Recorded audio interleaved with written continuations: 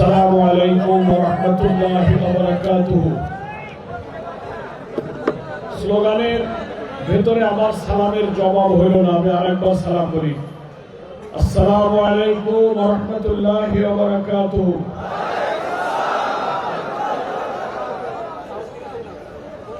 এখন সালামের জবাবটা ভালো লাগলো না? প্রথমে তো আপনারা সাড়া দিলেন না, আর পেছন দিকে কোনো আওয়াজ পাই নাই। আরেকবার সালাম দেব, স্লোগান দেবেন না। আসসালামু আলাইকুম ওয়া রাহমাতুল্লাহি ওয়া বারাকাতুহু। আলহামদুলিল্লাহি রাব্বিল আলামিন, সালাতু ওয়াসসালামু আলা সাইয়্যিদিল মুরসালিন ওয়া আলা আলিহি ওয়া সাহবিহি আজমাইন। আজকে বাংলাদেশ জামাত ইসলামের মনোনীত জনাব মোহাম্মদ মহসিন, 11 দলের সমর্থিত প্রার্থী জনাব মোহাম্মদ মহসিন এবং বাংলাদেশ খেলাফত মজলিসের ব্রাহ্মণবাড়িয়া 5 নবীনগর আসনের প্রার্থী মুফতি আমজাদ হোসেন আশরাফি, এই দুইজনের সমর্থনে আজকের এই নির্বাচনী জনসভায় বাঞ্চারামপুর সরকারি কলেজ ময়দানে সম্মানিত সভাপতি, মঞ্চে উপস্থিত সম্মানিত নেতৃবৃন্দ, এখানে এনসিপি, বাংলাদেশ খেলাফত মজলিস সহ বন্ধু সংগঠনের নেতৃবৃন্দ উপস্থিত আছেন, সম্মানিত সাংবাদিক বন্ধুরা উপস্থিত আছেন, সুধীবৃন্দ এবং সংগ্রামী বাঞ্চারামপুরবাসী ভাই ও বোনেরা, সবাই আপনারা আল্লাহ মর্জি ভালো আছেন? আপনারা হয়তো একটু বুঝতে পারছেন যে আমার কণ্ঠস্বরটা একটু বসে গেছে, নাকি বলেন? গলা বসে গেছে না? আপনারা দোয়া করেন আমি এতটুকু কথা যেন বলতে পারি। গলার উপরে অনেক চাপ যাইতেছে এখন, নাকি বলেন? আমার নিজেরও একটা নির্বাচনী এলাকা আছে, প্রতিদিন 15টা 20টা মিটিং, রাত ঠান্ডা, ঘুম নাই, গলার উপরে কিছুটা চাপ যাচ্ছে। সারা রাত খুলনা থেকে গাড়িতে চড়ে ফজরের সময় এসে আপনাদের বাঞ্চারামপুরে পৌঁছালাম, এ কারণে গলাটাকে রেস্ট দিতে পারছি না। কথাটা আমি ধীরে ধীরে বলবো, যদি আপনারা অল্প কিছু সময় ধৈর্যের সাথে আমাকে সাহায্য করেন, আল্লাহর সাহায্য পেলে আমরা কথাগুলো শেষ করতে পারবো। সবাই বলুন ইনশাআল্লাহ। এই ব্রাহ্মণবাড়িয়ায় আজকের এই নির্বাচনী জনসভায় এসে আমার মনে পড়ল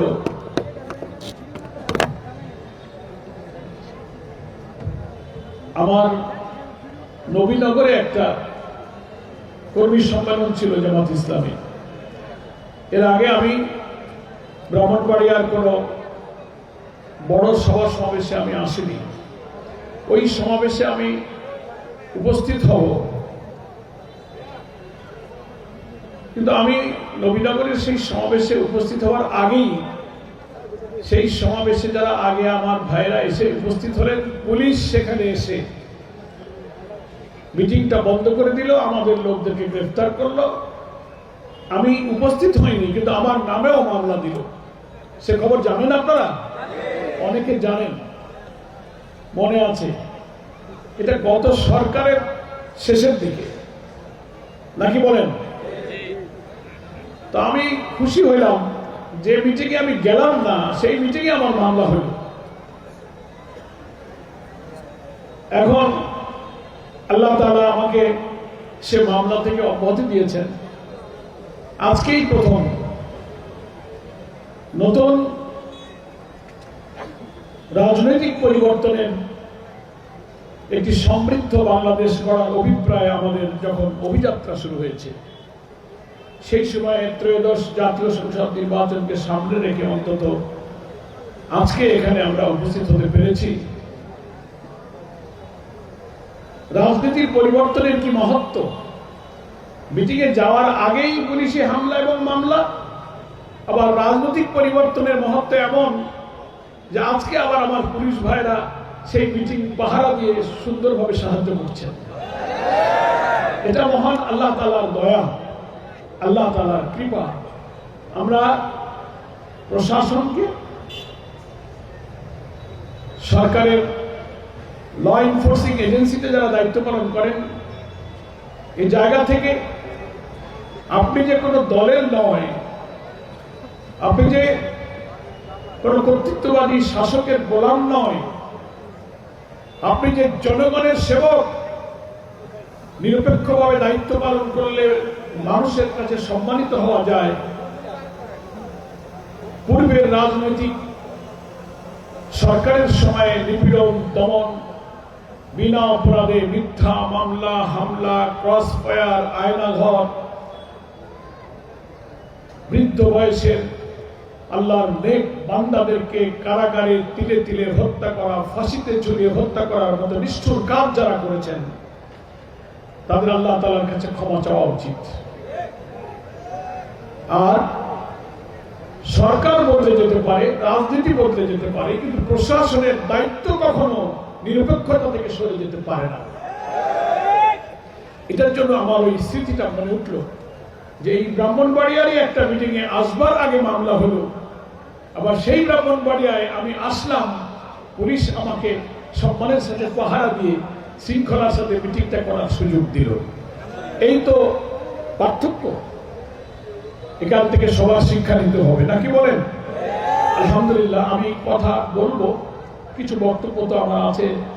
আল্লাহ তাআলা কষ্ট করে আপনাদের মাঝে আসবার তৌফিক যেহেতু দিয়েছেন, তার আগে আজকে যেহেতু পবিত্র জুমার দিন, সে কারণে আমি এখানে উপস্থিত, আজকে যার নির্বাচনী জনসভায় আল্লাহ আমাদেরকে উপস্থিত করেছেন, জনাব মোহাম্মদ মহসিন, আমাদের সাবেক ছাত্র নেতা, জগন্নাথ বিশ্ববিদ্যালয়ের সংগ্রামী ছাত্র নেতা, তরুণ প্রজন্মের একজন জুলাই যোদ্ধা, এই ব্রাহ্মণবাড়িয়ার ৬ আসনের জাতীয় সংসদ নির্বাচনের পদপ্রার্থী মোহাম্মদ মহসিন ভাইকে আপনাদের মাঝে আমি পরিচয় করিয়ে দিচ্ছি। এই মাটির তিনি সন্তান, তিতাস মেঘনার বিধৌত এই বর্ধিষ্ণু জনপদের তরুণ প্রজন্মের বিপ্লবী যোদ্ধা হচ্ছে আমাদের মোহাম্মদ মহসিন। আমরা যদি তাকে নির্বাচিত করতে পারি, আমাদের সমস্ত আশা আকাঙ্ক্ষার স্বপ্ন ইনশাআল্লাহ তার হাত ধরে পূর্ণ হবে। আমি তার হাতে দাঁড়িপাল্লা প্রতীক, জামাত ইসলামের যে দাঁড়িপাল্লা ইনসাফের প্রতীক, কর্তৃত্ববাদী সরকার সেই প্রতীকটাও ধ্বংস করে দিয়েছিল। মহান আল্লাহ আমাদের সে প্রতীক ফেরত দিয়েছেন, আলহামদুলিল্লাহ।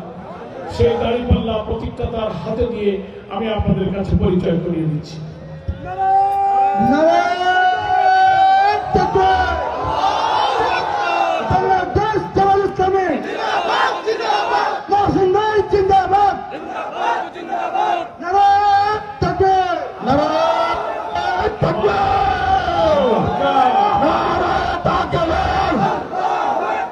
মার্কা কি আছে? সবাই জবাব দিচ্ছেন না কেন? মার্কা কি আছে? কোন কে মার্কা? কোন সে মার্কা? কোন সে মার্কা? কোন সে মার্কা? জাযাকাল্লাহ খাইর। আপনারা ঘরে ঘরে, পাড়ায় পাড়ায়, ভোট কেন্দ্রে দাঁড়িপাল্লার পক্ষে আর যে 12-14টা দিন আছে, আপনারা ভোট প্রার্থনা করবেন এই বাঞ্ছারামপুর আসনে। বলুন ইনশাআল্লাহ।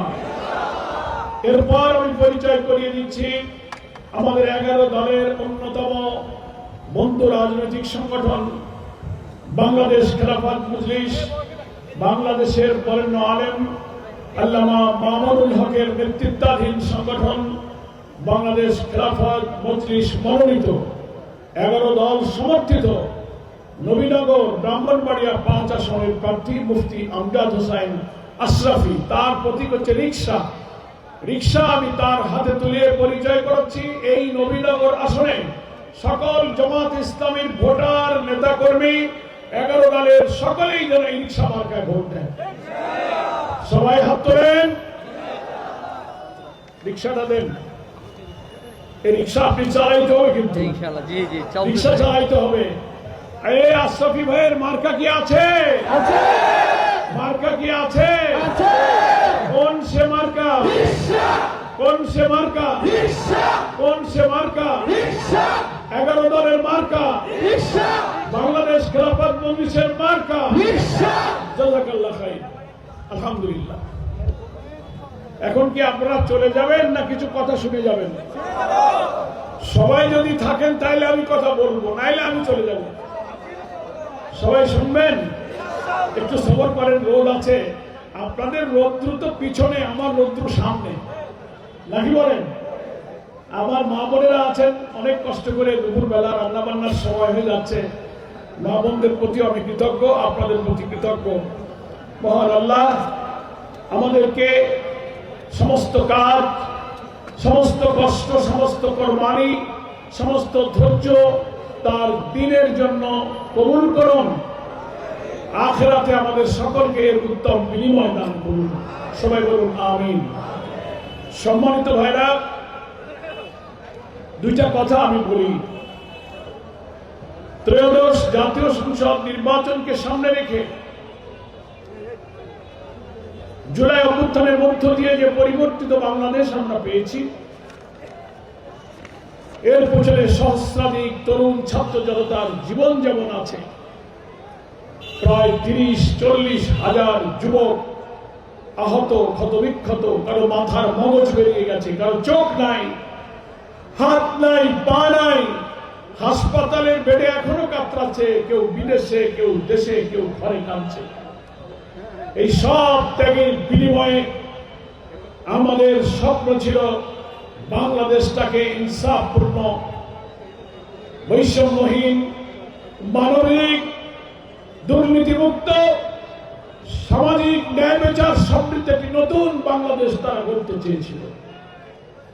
আমরা সেই বাংলাদেশ গড়ার জন্য আগামী 12ই ফেব্রুয়ারি একদিকে গণভোটে ভোট দেব, আর একদিকে জাতীয় ভোটে এই আসনে আমরা দাঁড়িপাল্লায় ভোট দেব, নাকি বলেন? আপনাদের কি মনে হয় টেলিভিশন, সোশ্যাল মিডিয়া, খবরের কাগজ, ইলেকট্রনিক প্রিন্ট মিডিয়া, যত গণমাধ্যমে, মোবাইলে সব দেখতে পাচ্ছেন, গত বছরের রাজনৈতিক পরিবর্তনের পর থেকে সকলের কথায়, আচরণে, রাজনীতিতে, টক শোতে, টেবিল টকে, জনসভায়, বক্তব্যে মানুষের মনের কথা হচ্ছে, যা আমাদের পেছনের ইতিহাসে চলে গেছে। একটা কালো যুগ আমরা পার করেছি। এখন বাংলাদেশের মানুষ একটা পরিবর্তন চায়, নাকি বলেন? বাংলাদেশের মানুষ এখন পরিবর্তন চায়। We need change. আমরা একটা পরিবর্তন চাই। সেই পরিবর্তন মানে কি? পরিবর্তন মানে হলো, এতদিন যা ছিল, স্বাধীনতার 54 বছরে যারা দেশ শাসন করেছেন, যে চরিত্র, যে স্বভাব, 3টি দল দেশ শাসন করেছেন, কোন দলের নেতা, মন্ত্রী, এমপিরা বুকে হাত দিয়ে বলতে পারবে না 54 বছরে যারা 3টি দল দেশ শাসন করেছেন, দলের কোন প্রধান, কোন মন্ত্রী, মিনিস্টার বুকে হাত দিয়ে বলতে পারবেন না যে আমার দল কোন দুর্নীতি করেনি। এটা কেউ বলতে পারবে? ভিন্ন মতের উপরে দমন পীড়ন আমরা করিনি, আমরা দলীয়করণ করিনি, আমরা লুটপাট, অর্থ পাচার, ভিন্ন মতের, ভিন্ন দলের লোকের উপরে বিনা অপরাধে হামলা, মামলা দিয়ে গ্রেফতার করানো, জেল কাটানো, অত্যাচার, কর্তৃত্ববাদী শাসন, চাঁদাবাজি, মস্তানি, পরের জমি দখল, ব্যবসা কেন্দ্রের লুটপাট, এই অপরাধ থেকে অতীতের 3টি দল যারা দেশ শাসন করেছেন, কেউই কিন্তু এই দোষ থেকে মুক্ত নয়। আগামী নির্বাচনে আমরা নতুন যেটা চাচ্ছি, সেই নতুনের অর্থ হলো এই 3 দল বাদে 11 দল যারা ঐক্যবদ্ধ হয়েছেন, জামাত ইসলামী সহ 6টি ইসলামী দল, জুলাই যোদ্ধাদের দল এনসিপি, বীর মুক্তিযোদ্ধা কর্নেল অলি আহমদের নেতৃত্বে লিবারেল ডেমোক্রেটিক পার্টি এলডিপি, আরব দেশপ্রেমিক কয়েকটি দল, যারা ইতিপূর্বে রাষ্ট্রের কর্তৃত্ব গ্রহণ করেনি, যাদের বিরুদ্ধে কোনো দুর্নীতির অভিযোগ নেই, দলীয়করণের অভিযোগ নেই, বৈষম্যের অভিযোগ নেই, তাদের নেতৃত্বেই আগামী বাংলাদেশ আমরা করতে চাই। বাংলাদেশ জামাত ইসলামী এই 11 দলের অন্যতম রাজনৈতিক বৃহৎ সংগঠন হিসেবে দেশবাসীর কাছে এই প্রতিশ্রুতি দিয়েছে, মহান আল্লাহর নাজিলকৃত কিতাব কোরআনের আইনের ভিত্তিতে, রাসূল সাল্লাল্লাহু আলাইহি ওয়াসাল্লামের আদর্শের সৎ নেতৃত্বের ভিত্তিতে একটি ইনসাফপূর্ণ বাংলাদেশ গঠিত হলেই কেবল আমাদের জীবনের দুঃখ, কষ্ট, অনাহার, অন্নহীন, বস্ত্রহীন, নিরন্ন মানুষের কান্না ফুরাবে, মানুষের মুখে হাসি ফুটবে, সমৃদ্ধ উন্নত বাংলাদেশ তখন প্রতিষ্ঠিত হবে। মহান আল্লাহ তাআলা কোরআন মাজিদে পরিষ্কার করে সূরা আরাফের মধ্যে বলেছেন, আউযু বিল্লাহি মিনাশ শাইতানির রাজীম, বিসমিল্লাহির রহমানির রহিম, ওয়ালাউ আন্না আহলাল কুরা আমানু ওয়াত্তাকাউ লাফাতাহনা আলাইহিম বারাকাতিন মিনাস সামাই ওয়াল আরদ। কোন জনপদের মানুষ যদি আল্লাহর উপরে ঈমান এনে তাকওয়ার ভিত্তিতে, সব কাজে আল্লাহকে ভয় করে কাজ করার ভিত্তিতে যদি রাষ্ট্র পরিচালনা করে, আল্লাহ তাআলা ওয়াদা করছেন লাফাতাহনা আলাইহিম বারাকাতিন মিনাস সামাই ওয়াল আরদ, আকাশ এবং পৃথিবীর সমস্ত বরকতের দরজা সেই জাতির জন্য আল্লাহ খুলে দেবেন। বলুন সুবহানাল্লাহি ওয়া বিহামদিহি। আমরা সেই বরকতের বাংলাদেশ চাই, কি বলেন, ঠিক কিনা? ফলে যদি 300 আসনের পার্লামেন্টে 11 দলের সংখ্যাগরিষ্ঠ এমপি নির্বাচিত হয়, তাহলে সুশাসনের কোরআনিক নীতির ভিত্তিতে এমন একটি সমাজ আমরা গড়ব যেখানে হিন্দু, বৌদ্ধ, খ্রিস্টান, মুসলিম সহ সকলের সমান ইনসাফপূর্ণ অধিকারের ভিত্তিতে সকলে সুখে, সমৃদ্ধ এবং শান্তিপূর্ণভাবে বসবাস করতে পারবে। সেজন্য বাঞ্ছারামপুরে আমাদের এই আসনে, বাঞ্ছারামপুর 6 আসনে দাঁড়িপাল্লায় ভোট দিয়ে মহসিন ভাইকে আমাদের নির্বাচিত করতে হবে ইনশাআল্লাহ। আমাদের সারা দেশে দাঁড়িপাল্লার পক্ষে, পরিবর্তনের পক্ষে একটা জোয়ার দেখে আমাদের বন্ধু সংগঠন যারা আমাদের সাথে প্রতিদ্বন্দ্বিতা করছেন তাদেরও মাথা টাথা একটু খারাপ হয়েছে, নানান জায়গায় তারা সহিংসতা তৈরি করছে। আমাদের মা বোনেরা যখন দাঁড়িপাল্লার কাজ করতে যাচ্ছেন তাদের মিটিং এ, গণসংযোগে হামলা করা হচ্ছে। শেরপুরে আমাদের উপজেলা জামাতের সেক্রেটারি, তাকে নিষ্ঠুরভাবে নির্যাতন করে শহীদ করা হয়েছে। জাতীয় নির্বাচনী প্রচারণার এই প্রথম বাংলাদেশে জামাত ইসলামীর এক নেতাকে শহীদ করা হয়েছে।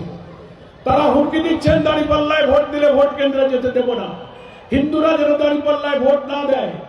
তারা 5ই আগস্টের পরিবর্তনের পরে বিভিন্ন দোকান পাটে, হাটের, বাজারে, বাস স্ট্যান্ডে, টেম্পো স্ট্যান্ডে তারা চাঁদাবাজি করেছে। আপনারা তো সাক্ষী, 5ই আগস্টের পরে তো আর আওয়ামী লীগ ক্ষমতায় কর্তৃত্বে ছিল না। তাই 5ই আগস্টের পরে কারা চাঁদাবাজি করলো, কারা দোকানপাটে হামলা করলো, কারা হিন্দুদেরকে হুমকি দিল, এখন কারা আমাদের মা বোনদের উপরে হামলা দিচ্ছে, আমাদের মিটিং গুলো ভেঙে দিচ্ছে। তারা আবার বলছেন আমরা ক্ষমতায় গেলে শান্তি, ইনসাফ, কল্যাণের রাষ্ট্র করব। আমরা প্রশ্ন করতে চাই, যারা ক্ষমতায় যাওয়ার আগে ইউটিউব, সোশ্যাল মিডিয়াতে আমরা দেখতে পাচ্ছি বিএনপির কোন কোন নেতা বক্তব্য দিচ্ছেন, দাঁড়িপাল্লার কাজ করার জন্য কোন মহিলারা যদি কোনো বাড়িতে যায়, বিএনপির লোকেরা তাদের কাপড় চোপড় খুলে দেবে। আপনি দেখছেন না? তাদের হামলা করতেছে, গায়ে হাত তুলতেছে। যারা নির্বাচনের আগে মায়েদের গায়ে হাত তোলে, তাদের কাপড় খুলে দিতে চায়। ক্ষমতায় গেলে তারা আমাদের সাথে কি আচরণ করবে? ক্ষমতায় যাওয়ার আগে যদি আমাদের নেতাদেরকে হত্যা করে, চাঁদাবাজি করে, তাহলে ক্ষমতায় গেলে তাদের কাছে আমাদের হিন্দু মুসলিম কারোর জানমাল নিরাপদ থাকবে না। ফলে নিরাপদ বাংলাদেশের জন্য দাঁড়িপাল্লাকে বিজয়ী করতে হবে। সবাই আমরা রাজি আছি। আমাদের প্রার্থী, সংগ্রামী জননেতা, সাবেক ছাত্র নেতা মহসিন যদি নির্বাচিত হয়, জনগণের ভালোবাসায়, আল্লাহর রহমতে আমরা যদি পার্লামেন্টে মেজরিটি শাসন নিতে পারি, আমাদের নেতা ডক্টর শফিকুর রহমান বাংলাদেশের জননন্দিত আদরণীয় মানুষের প্রিয় নেতা, তার নেতৃত্বে ইনশাআল্লাহ আমরা সরকার গঠন করব।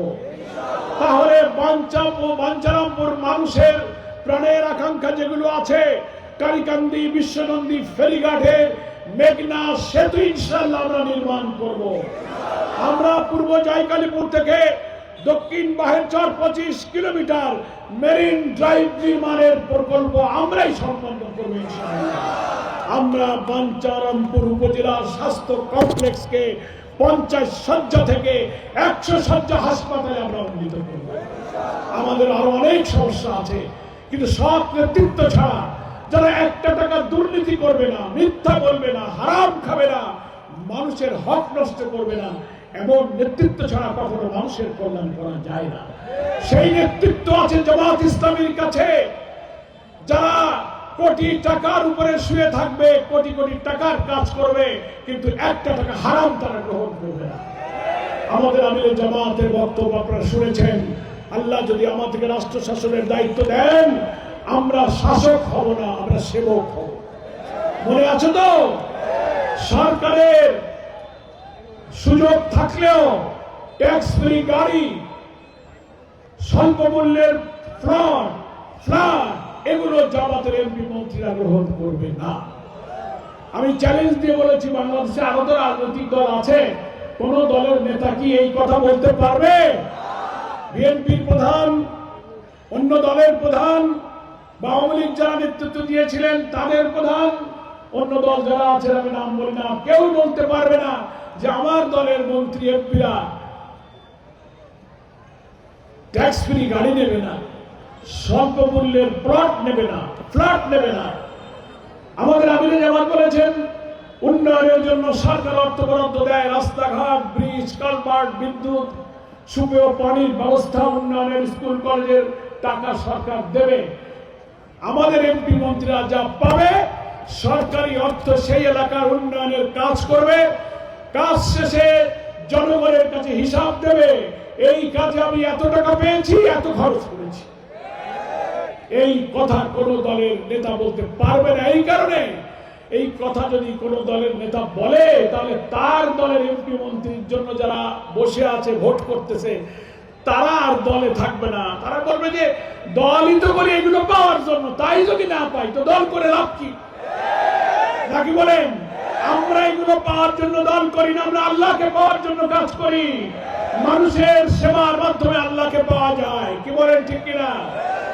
সম্মানিত বাঞ্ছারামপুরবাসী, আপনাদের কাছে আমি বাংলাদেশ জামাত ইসলামী মনোনীত বরিষ্ঠ তরুণ কর্মবীর উদীয়মান জননেতা মোহাম্মদ মহসিনকে রেখে গেলাম।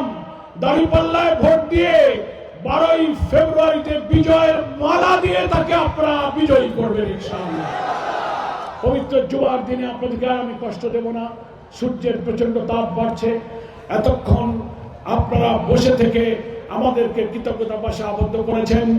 আবারও আমি এই কথা বলে বিদায় নিতে চাই, শেরপুরে আমাদের জামাত ইসলামী যে নেতাকে হত্যা করা হয়েছে, বিএনপির সন্ত্রাসীরা তার উপরে নিষ্ঠুরভাবে হামলা করে ত্রয়োদশ জাতীয় নির্বাচনের প্রকাশ্য প্রচার অভিযানের প্রথম হত্যাকাণ্ডের বিচার এই সরকারকে করতে হবে, খুনিদেরকে গ্রেফতার করতে হবে। আর যেন জামাত ইসলামী সহ কোন দলের প্রার্থীদের উপরে হামলা করা না হয়, সেটা নিশ্চিত না করলে দেশ যদি সহিংস হয়ে ওঠে, এই নির্বাচন নিরপেক্ষ হবে না, অবাধ হবে না। ভোট কেন্দ্রে তারা সন্ত্রাস করবে। এই অবৈধ অস্ত্রধারী সন্ত্রাসীদেরকে গ্রেফতার করে আগামী নির্বাচন 18 কোটি মানুষের এত রক্তের বিনিময়ে আমাদের প্রত্যাশিত নির্বাচনকে নিরপেক্ষ, অবাধ এবং সুষ্ঠু করার জন্য প্রধান নির্বাচন কমিশনার, প্রধান উপদেষ্টা, আইন শৃঙ্খলার দায়িত্বে যারা আছেন তাদের সকলের কাছে আমি অনুরোধ জানিয়ে আপনাদের সকলকে আবারও বাংলাদেশ জামাত ইসলামীর সম্মানিত আমির ডক্টর শফিকুর রহমানের পক্ষ থেকে শুকরিয়া, কৃতজ্ঞতা জানিয়ে আমি আমার বক্তব্য শেষ করছি। আল্লাহ হাফেজ।